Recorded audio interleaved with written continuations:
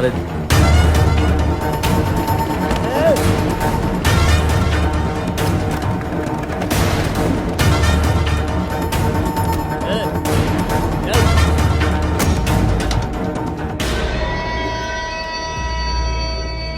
तब से दोनों गायब हैं। डिपार्टमेंट में मुझसे मुजरिमों की तरह सवाल पूछ रहे थे।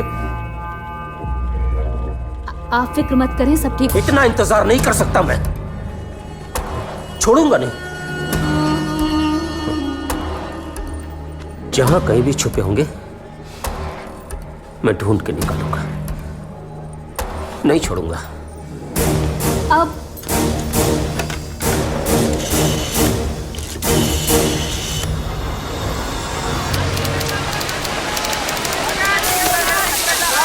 भाई, अबू बहुत परेशान रहते हैं। मैं अगले 6 महीने तक ये नहीं सोचना चाहता कि शाम का खाना पकेगा या नहीं। इसमें गलत क्या है? पता है, लेकिन उन्हें पुलिस स्टेशन में शर्मिंदगी उठानी पड़ रही है। और हम उस छोटे से घर में बड़े फक्र से रह रहे हैं ना। मुझमें सिर्फ एक आदमी की शर्म का बोझ उठाने की हिम्मत है, फिलहाल मेरी। पठान भाई, इतना बड़ा आदमी मोहम्मद अली रोड के बाजार में क्या कर रहा है? बम्बई खरीदने निकला होगा। बड़े लोग, बड़ी सोच। लेकिन भाई, इसका भाई साबिर नजर नहीं आ रहा है। देख नहीं रहे हो, बहन को लेके निकला है। नहीं भाई, ताकि बम्बई खरीदते वक्त डिस्काउंट अच्छा मिलेगा यार। पकड़ इसे, पकड़।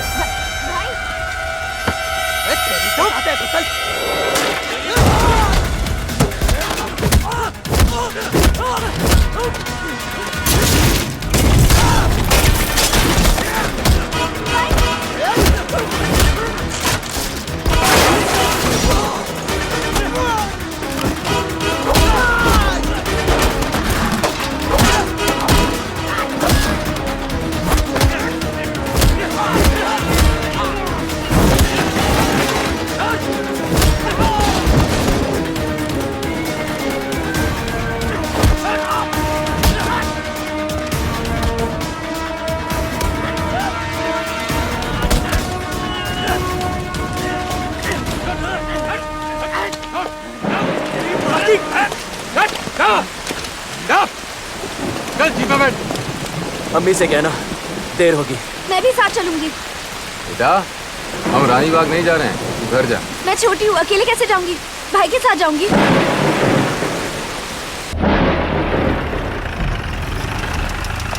चल नीचे उधर।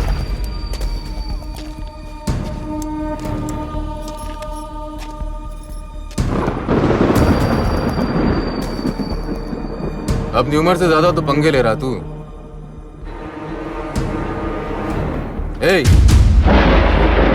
तुझसे बात कर रहा हूं। शुरू उसने किया था तो तू खत्म करेगा? शौक नहीं है, पर अगर चुप बैठा तो खुद खत्म हो जाऊंगा। टुकड़ों में नहीं, करना हो तो एक बार में साफ कर। इन पठानों ने हमारी भी काम। तू इन्हें नहीं चला, तेरा ऊपर आना हम नहीं रोकेंगे, ये वादा है। क्या बोलता है? सोच कर बताता हूं।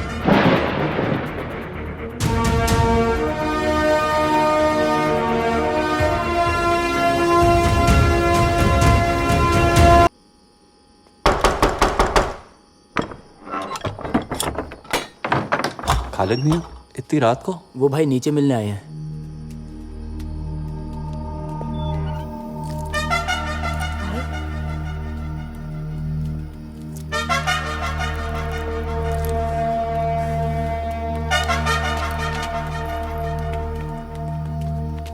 भाई, आप इतनी रात गए यहाँ?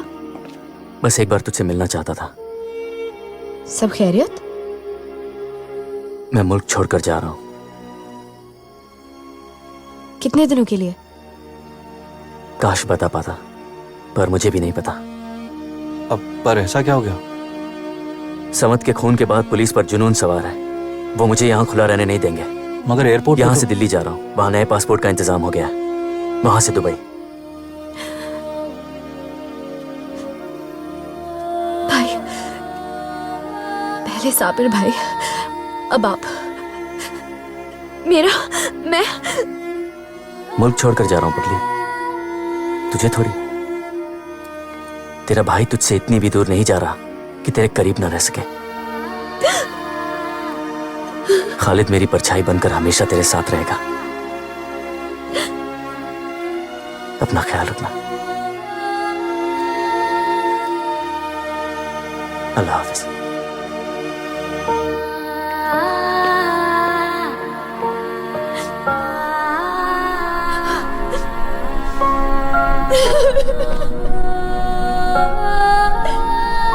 मैंने कहा ना।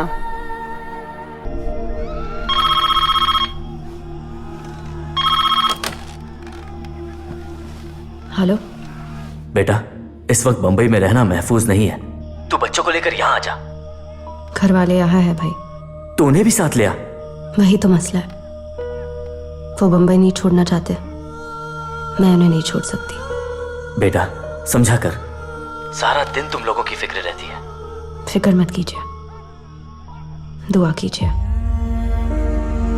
मेरा मालिक मेरे साथ है, कुछ नहीं होगा हमें। अल्लाह हाफिज।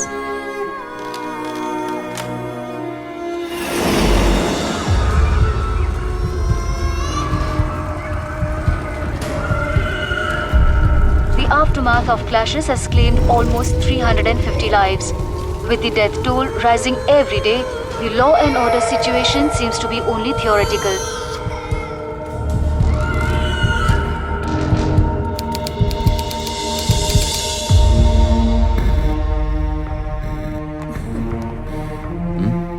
डोंगरी से आया। तुम चलो, मैं आता हूँ।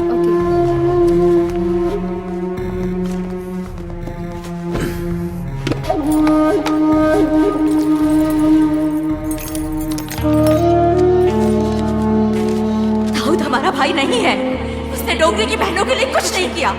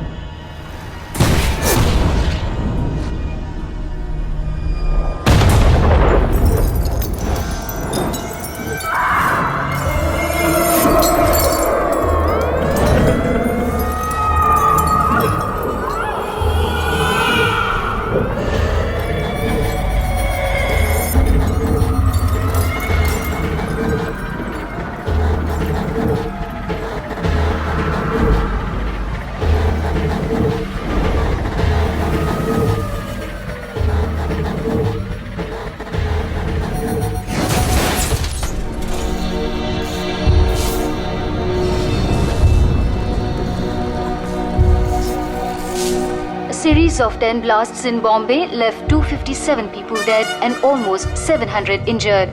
These blasts happened in India's commercial capital, namely the Bombay Stock Exchange, Worli Passport Office, Zaveri Bazaar, the Center Hotel and Lucky Petrol Pump. Bombay शहर में इतना सन्नाटा शायद ही पहले कभी देखने को मिला हो। सुनसान सड़कें, खाली ट्रेनें, मानो ब्लास्ट के बाद सारा शहर सहमा हुआ है।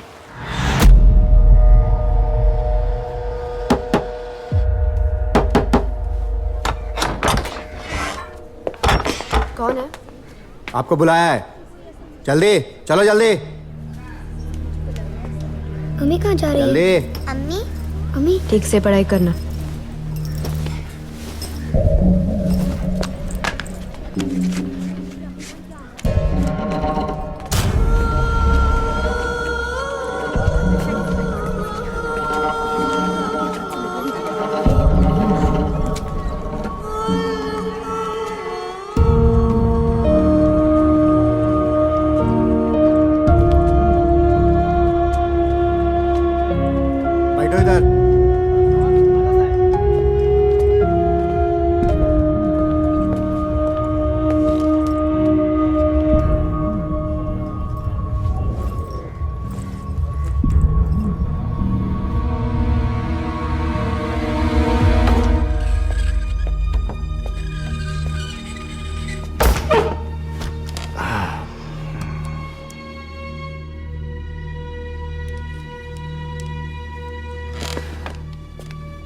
हसीना जी, ये जगह तो आपके लिए नई नहीं होगी।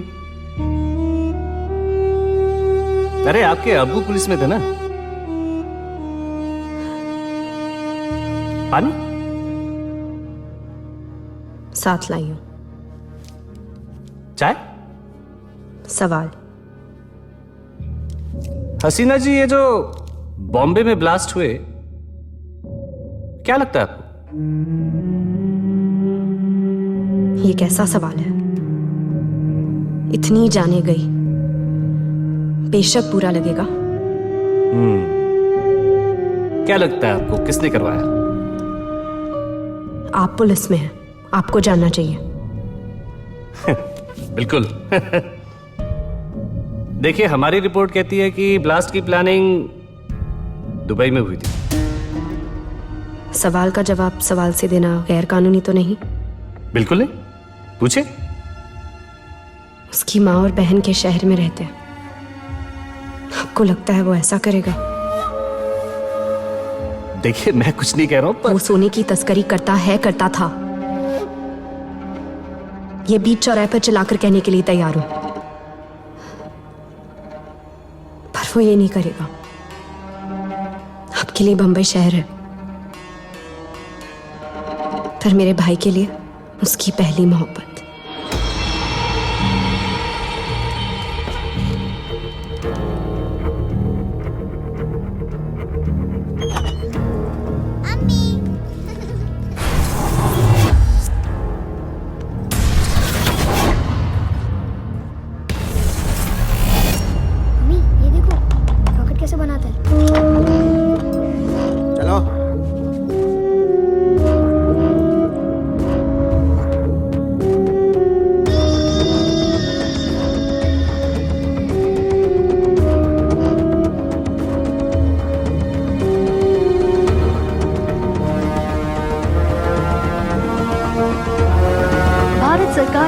आतंकवादी करार दे दिया है, पर उस देश के साथ हमारी कोई एक्स्ट्राडिशन ट्रीटी न होने की वजह से उनकी गिरफ्तारी पर आतंकवादी क्या होता है? साहब ने आपको बुलाया है।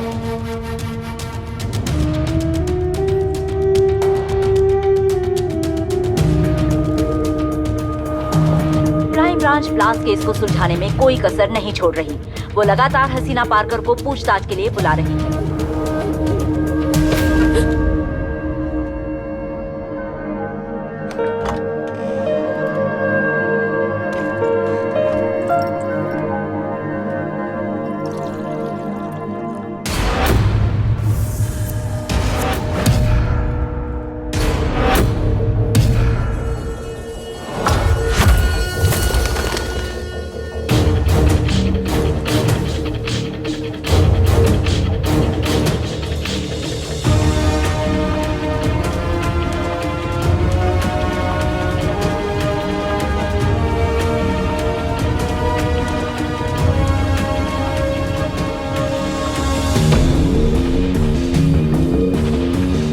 पारकर की तरफ से क्राइम ब्रांच के हाथ ऐसा कोई ठोस सुराग नहीं लगा है जिससे पुलिस ये साबित कर सके कि उनका भाई भी बॉम्ब ब्लास्ट में शामिल था या नहीं। अब उनकी बातों में कितनी सच्चाई है और कितना झूठ, ये या तो वो जानती है या उनका भाई। अरे कैसे देखो, अम्मी चलो ना खाना खाते हैं। अम्मी चलो ना, अम्मी भूख लगी है। चलो अम्मी, चलो खाना खाते हैं। अम्मी क्या हुआ? अम्मी मुझे देना प्लीज। अरे मुझे देना प्लीज। नहीं, तुम दोनों छोड़ दोगे।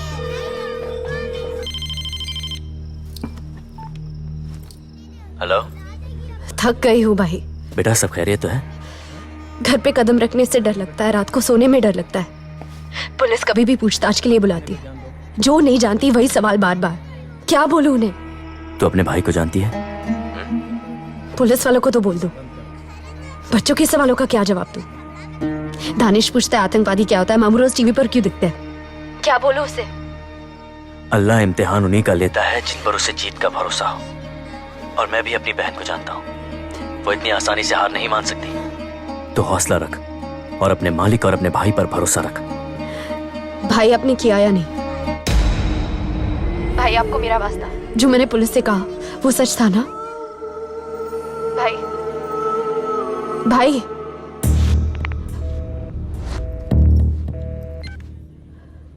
देखिए, अगर आप कुछ जानती हैं तो छिपाइए मत। हमारे फोन टैप किए हुए हैं, इसलिए मैं आपसे तो ज्यादा नहीं जान सकती। ना ना, आपके ऊपर इल्जाम नहीं लगा रहा। आप उसकी बहन हैं मतलब तो... देश में जो बुरा हो तो उसके लिए आप मेरे ही भाई को जिम्मेदार ठहराएंगे। कल को आपके घर में किसी की दिल के दौरे से मौत हो जाए, उसमें भी कहेंगे कि मेरे भाई का हाथ है और मुझे पूछताछ के लिए बुलाएंगे। अब क्या करें? आपके सारे भाई बहन तो देश छोड़कर चले गए, सिर्फ आप बॉम्बे में हैं इसलिए आपको बुला रहे हैं। मतलब अपने ही शहर में रहकर गलती हो गई। आप भी तो जा सकती थी। आपके भाई को तो भनक लग गई होगी कि उसका नाम खींचा गया। क्योंकि मेरे शौहर ही नहीं चाहेंगे। उनके बाद मुझ पर उनके घर वालों की जिम्मेदारी है।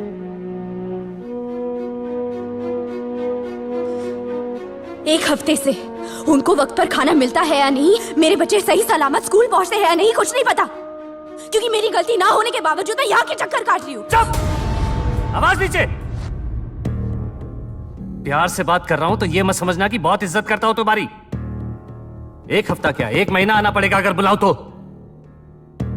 ब्लास्ट का इल्जाम है तुम्हारे भाई पर, कोई देशभक्ति के काम का नहीं। बच्चों ने खाना खाया कि नहीं?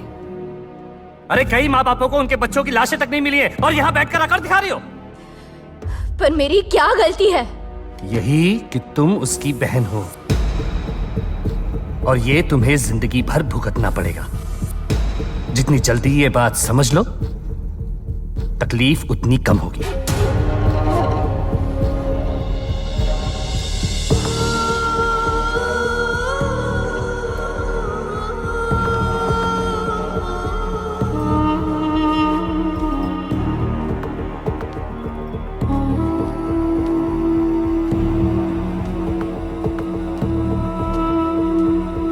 अरे इन लोगों को यहाँ रहने का कोई हक नहीं है। देख तो ये लोग, मेरा भाई आतंकवादी है। भाई खूनी है, अपने भाई से मिली हुई है। आदि की बहन आतंकवादी की होती है। गद्दार ठीक है।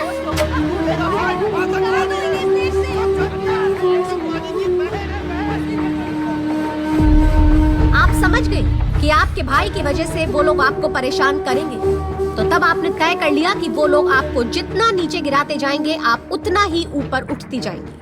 और आपने वही किया जो आपके लिए सबसे आसान है।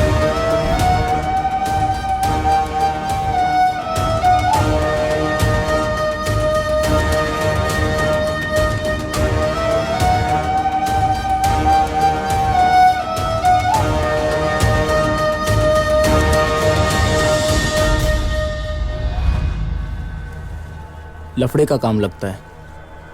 मैंने समझाया, आप इन सब में नहीं पड़ती।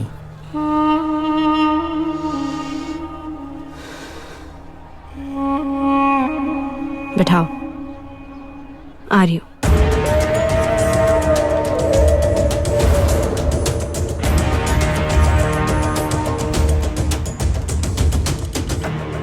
मैं इज्जत से केबल का धंधा करना चाहता हूं, पर मेरे को वो अपने एरिया में पैर रखने नहीं दे रहा है। जब देखो ताव में आ जाता है। प्यार से समझाता हूं तो भाई लोगों की धमकी देता है। इसलिए हार करके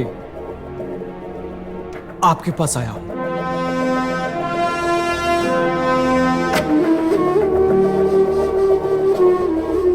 उसको बोलो इतवार का नाश्ता मेरे घर पे।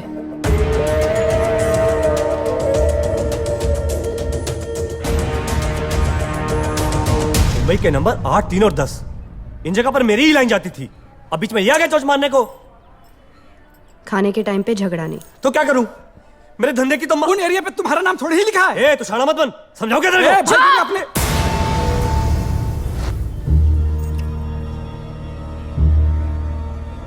इस घर की दीवारों को सिर्फ मेरी ऊंची आवाज की आदत है। मोहम्मद अली रोड से तारदेव का एरिया तुम्हारा, बाकी में तुम खेल लेना। मेरी इज्जत और मेरा धंधा मेरी जबान से ज्यादा है। तुम्हारे धंधे पे कोई आंच नहीं आएगी। पर मैडम, अब इससे ज्यादा समझाने के लिए ना मेरे पास सब्र है ना लफ्ज। मोहम्मद अली रोड का लफड़ा समझाने के लिए दुबई से कॉल आएगा, तुम्हें चलेगा?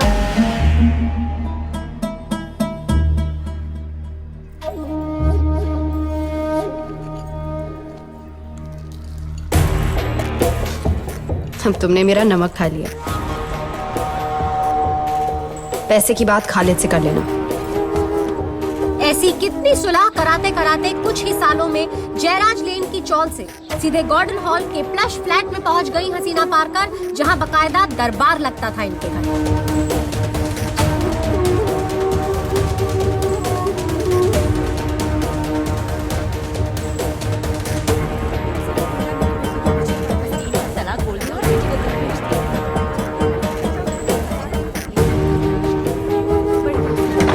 पति पत्नी के झगड़ों से लेकर बिजनेस राइवलरी तक ऐसा एक भी डिस्प्यूट नहीं जो इन्होंने सॉल्व ना किया। अचानक से 7वीं जमात पास हसीना पारकर मुंबई की सबसे महंगी और भरोसेमंद आर्बिट्रेटर हो गई और आप बन गई हसीना से हसीना आपा, नागपाड़ा की बड़ी बहन।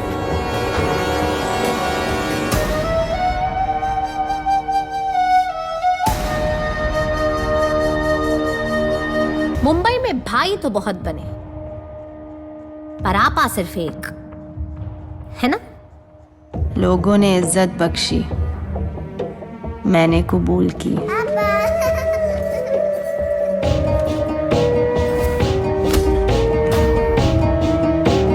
और आपके भाई ने यही मौका देखा अपना मुंबई का सारा बिजनेस आपको सौंपने के लिए।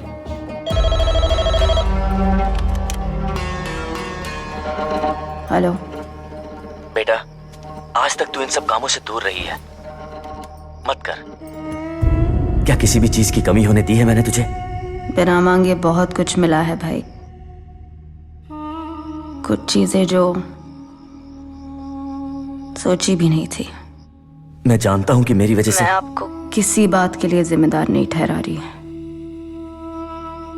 पर हम दोनों इनकार नहीं कर सकते कि मेरी जिंदगी के हर कदम पे आपके पैरों के निशान हैं।